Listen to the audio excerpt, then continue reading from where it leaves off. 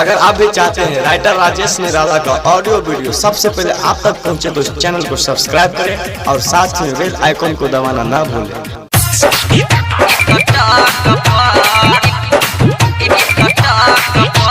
music by DJ Guddu Raj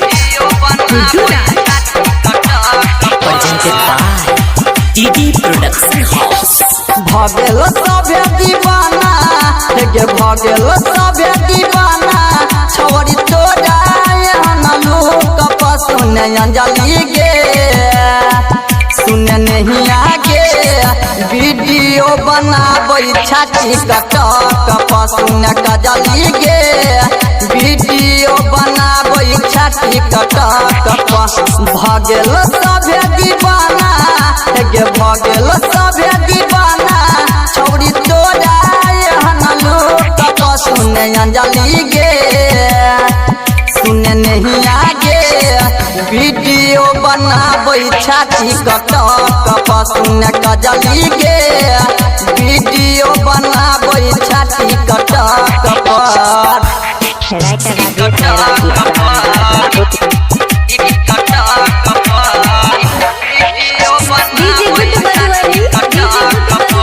presented by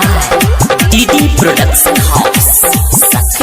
नया नया इल्म सीख के वीडियो बनाबे छै अब बूढ़ा जवाना के मन तरसाबे छै नया नया इल्म सीख के वीडियो बनाबे छै अब बूढ़ा जवाना के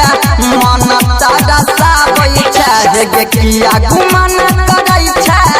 गे किया गुमान करे छै छोड़ी देला यार के नाट सुन रुबिया गे सुन खुशिया गे वीडियो बनाबे छाती कटक सुन कजली गे वीडियो बनाबे छाती कटक के करिया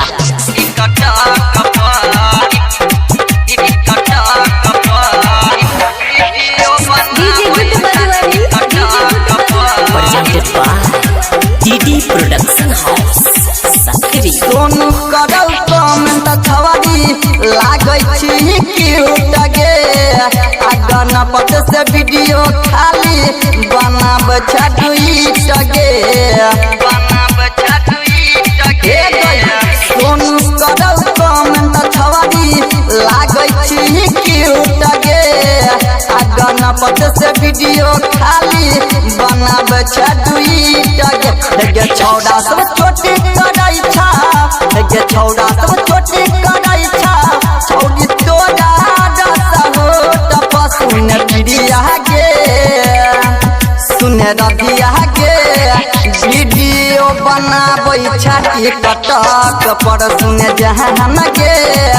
वीडियो बनाबे छाती कटक पर भगेल सबे दीवाना गे भगेल सबे दीवाना छोड़ी तोरा यहाँ लोग सुने अंजलि गे सुने नहीं आगे वीडियो बनाबे छाती कटक सुने कजली गे वीडियो बनाबे छाती कटक भगेल सबे दीवाना गे भगेल सबे दीवाना छोड़ी तोरा यहाँ लोग सुने अंजलि गे सुने नहीं आगे वीडियो बनाबे छाती कटक सुने कजली गे